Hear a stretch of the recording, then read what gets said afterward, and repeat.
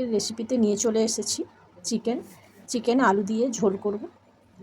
দেখুন কিভাবে কত তাড়াতাড়ি ঝোল বানানো যায় সেইটাই আমি দেখাবো করে। 1 চামচ ভিনেগার, নুন, সর্ষের তেল, গোলমরিচ গুঁড়ো দিয়ে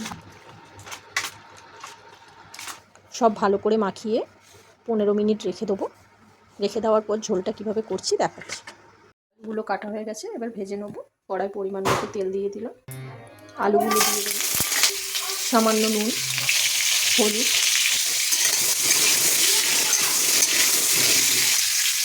ভাজা রেডি। এদিকে মশলাটা রেডি করে নেব। ফোড়নে দেবো মেথি, মৌরি, তেজপাতা, শুকনো লঙ্কা, চিনি। এরপর পেঁয়াজ দেবো। পেঁয়াজটা অর্ধেক ভাজা হয়ে গেছে, এবার মাংসটা দিয়ে দেবো।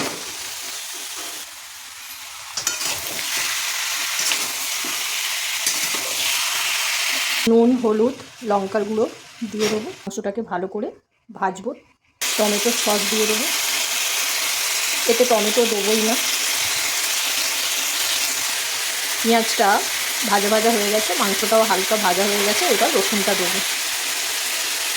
রসুনটা দেওয়া হয়ে গেছে, এইবার কাঁচা লঙ্কা বাটা দিয়ে ভালো করে আবারও কষিয়ে নেব।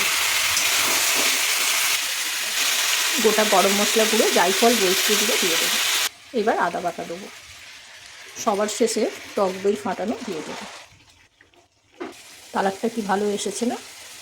মাংস কষানো হয়ে গেছে, এবার ভেজে রাখা আলুটা দিয়ে দেবো। এবার পরিমাণ মতো জল দিয়ে দেবো। পরিমাণ মতো জল দেওয়ার পর ঢাকনা দিয়ে দেবো। সেদ্ধ হওয়া পর্যন্ত অপেক্ষা করব, তারপর ফাইনাল লুকটা দেখাচ্ছি। মাংসর ঝোল রেডি। ফাইনালি লুকটা দেখুন, এই রকম এসেছে। বন্ধুরা, আপনারা এইভাবে মাংসর ঝোল আলু দিয়ে বানাবেন, খুব টেস্ট হবে খেতে। আমার রান্না যদি আপনাদের ভালো লাগে, লাইক, কমেন্ট, শেয়ার করে দেবেন।